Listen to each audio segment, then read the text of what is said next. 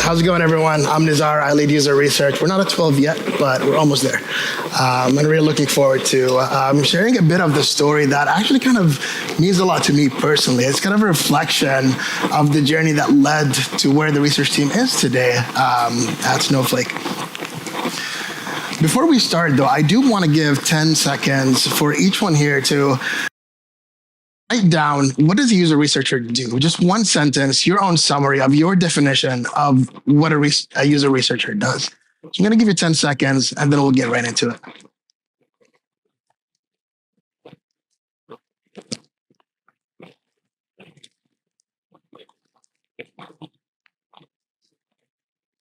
All right? No right answers, no wrong answers. And I'm going to go straight into a story. And it's one of those very first moments 3 years ago, starting in my role that I'm in today. And I'm still onboarding. I'm kind of getting settled. My manager comes in and says, there's this critical project. We really need you there. It needs the most foundational, deepest research effort that you can ever imagine. It's so deep. You need to go tackle it. I'm barely there. And then he mentions that it's with this PM who's a great PM, until today, one of my favorite PM peers that I've ever worked with. So I got really excited. This was somebody who, before I even started, sent me a welcome message. When I first got there, they were like jumping in to meet me. They were telling everybody how me joining is going to be a game changer. Overstatement, but I'll take it. So I was really excited. I'm like, okay, there's a great opportunity with this great PM, and things seem to be aligned. And I go up to the PM and I say, all right, I guess we're teaming up to kick things off. And he says, nah, I'm good. So I dig into it and I'm like, tell me a bit more. Like, I want to hear from you. And he says, to be honest, I'm just so overwhelmed right now. I have a backlog of 20 features. I have to ship them all. I'm overwhelmed. I don't have engineering resources. And when research comes with insights, I need people to build what you're asking me to do. And I can't do that right now.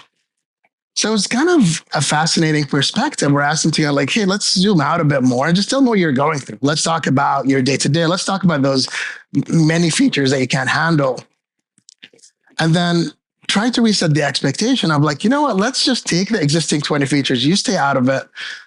Let's do some sort of a max diff stack ranking exercise. Let's give you some ammo to actually say, that's too many efforts. We don't need to do all of it. And then let's tell a narrative together of why the 20 plus need to be 3 or 4, and then how we can kind of split that back. And he was pretty excited. That was a new idea to him, that we could come in and work with somebody and tell him to do less rather than do more. The moral of the story here is not that we had a great win right off the bat. It's that it's very common for user researchers to go up against very broad perspectives on how they're expected to contribute. In this case, my own manager saw me as somebody who's going to come tackle the largest problem that he could imagine. The PM saw me as somebody who's going to come and tell them what to do and what to build. And I just saw my role as somebody who can help stack rank in this specific instance. But it kind of got something going about how do we tell the role of research? Just show of hands. I don't know if you can see this clearly, but how many of you have heard any of these throughout your career at any point? Just show of hands real quick. Yeah, like a lot of people, almost everybody, which is pretty fascinating. And that's part of the bias that people have when they're working with a researcher. They might see you as somebody they'll come to when they have a specific project ask, or somebody that is on demand. You're already there to give them this tomorrow. They'll come to you last minute, or just kind of the rubber stamp. Can you just validate this for me to move on?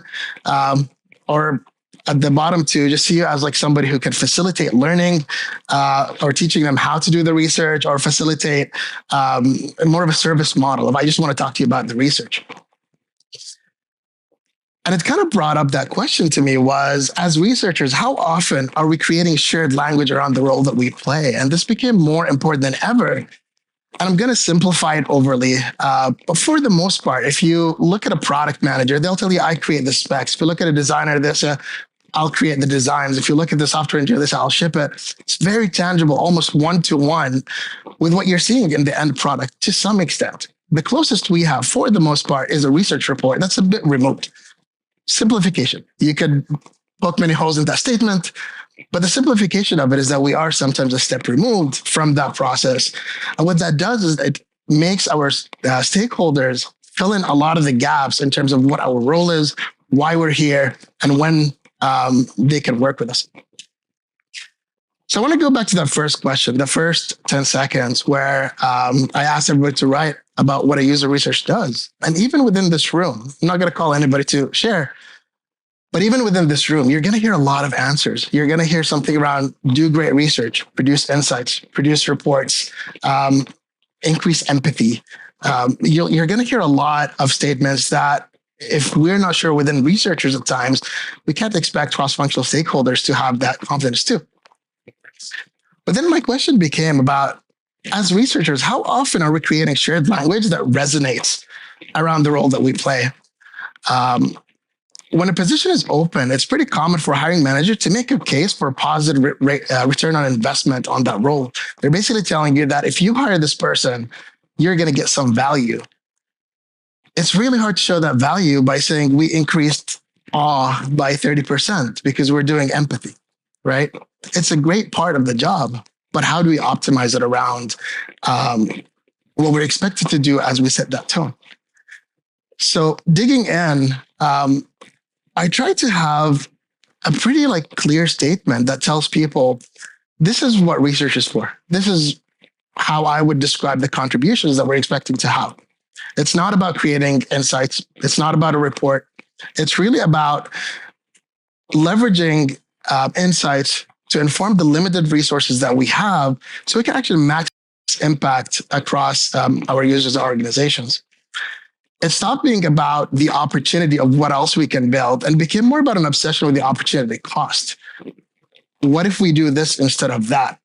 It became more about what we should not build as much as it is what we should, and about where we're investing our resources if we're really to maximize how we could, at a company, succeed.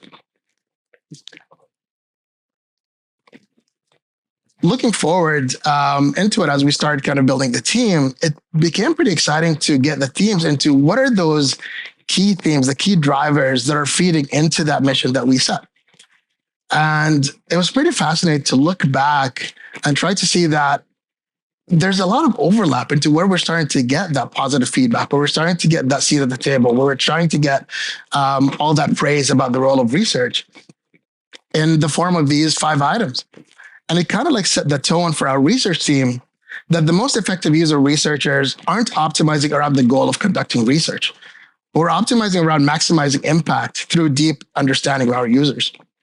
And I'll go through these in a little bit of detail just to kind of give some examples.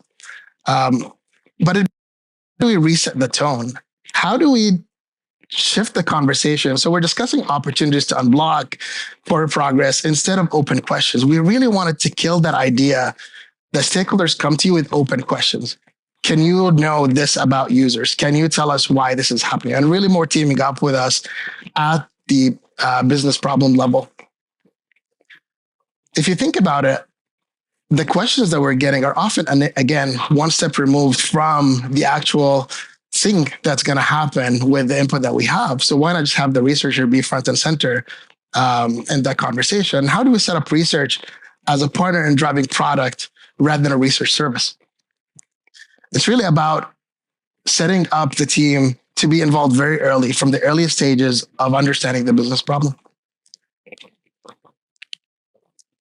We also became very focused on being action-oriented. What do we do to bubble up the most actionable insights? And how do we just say, you know what, we are in a position to spell out what the solution could look like, and let's just give it a go. Let's go for it. I hear a lot of opinions about hey, our role is to provide insights. Not really. Our role is to leverage those insights into something actually materializing into the product. So how do we, if anything, do the thing that might be uncomfortable for some and say that maybe we learned 100 insights? How do we throw away 80 of them and just bring the things to the top that might actually be usable? And it's hard because that's your baby. You just did this amazing project that you're really proud of and you want to showcase all of your learnings, but how many of them are actionable? Then we started doubling down on being constraint anchored. And what if we framed every suggestion that we provide in the context of competing priorities? It's not about we should do this. It's about we should do this, and here's how it fits in the context of what others are working on. Even with the largest tech companies, there just aren't enough resources to keep up with insights. Um, so, what is our role in defining MVPs, helping deprioritize, or making a case for switching priorities altogether? And the other one was about efficiency at every stage. What if we could constantly look at where are we spending our time? What are we doing? I want to do another show of hands. I'm kind of curious. How many people here have spent 20, 30, 40 hours on this amazing research report? And then 2 people read it.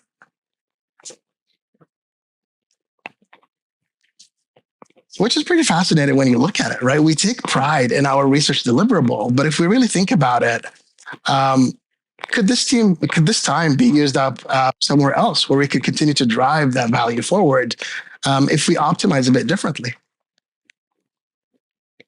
And then empowering others. I think that was one of those tricks in kind of wanting people to be working closely with research. How do you kind of give them, that like perfectly laid out solution for them to come up with the idea, which is okay. At the end of the day, we're working in companies where users don't care who came up with the idea. There's a lot of opportunities to inlay our insights, to come up with ways where we can maybe brainstorm or help other team members to come up with those ideas, and it'll lead to the same outcome. We'll still give the credits to the researchers. We'll do that behind the scenes, but there's a lot of opportunity for us to continue doubling down on how those insights are used in the brainstorming.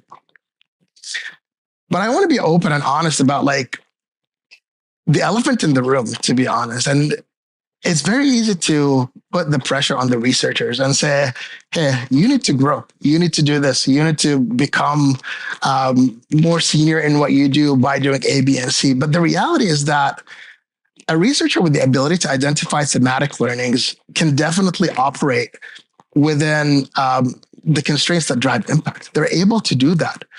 But often they're working within constraints that are out of their control, organizational, managerial. Your success criteria, for the most part, is what defines what you're optimizing your time around. So I want to be very intentional about making sure that we align the business criteria to the user research success criteria. And I wanted to share some stories that I have that of feedback that I've got in my past from bosses that I've had, where it's kind of been interesting to kind of see how that feedback, although at face value seems great, tends to optimize around the quality of research as the end goal, if that makes sense. So I want you to meet the boss, and we'll go through some of these items.